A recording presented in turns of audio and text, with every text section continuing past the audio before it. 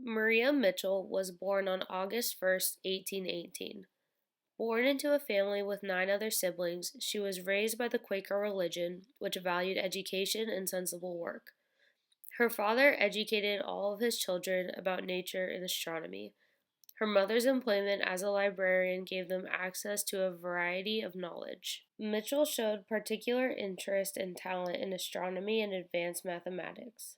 Her father taught her how to use many kinds of astronomical instruments. Later in life, she began working as a librarian while assisting her father with astronomical calculations and observations. On the night of October 1st of 1847 at 10:50 p.m., Mitchell discovered a comet using a refracting telescope.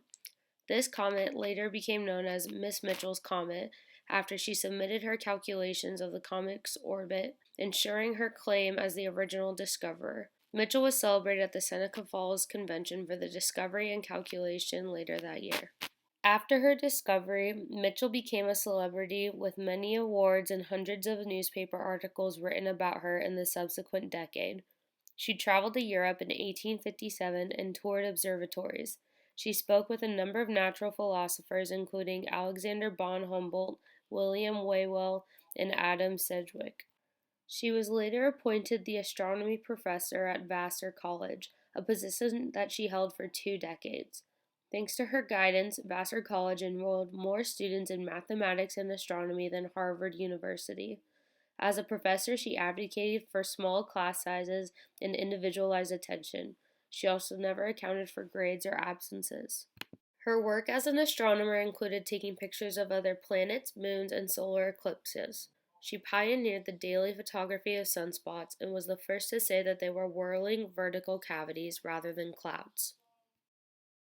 Elected to the American Philosophical Society in 1869, she helped found the Association for the Advancement of Women and served as its president. Her involvement in this organization reflected Mitchell's support of women's rights, including suffrage and education. She befriended various suffragists, including Elizabeth Cady Stanton. Mitchell was also involved in the anti slavery movement by refusing to wear clothes made of Southern cotton. She retired from Vassar in 1888 and died the next year from failing health.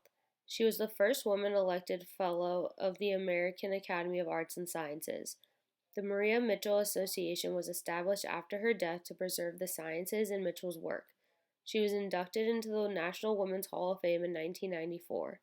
Overall, Maria Mitchell was a role model to women and scientists around the world.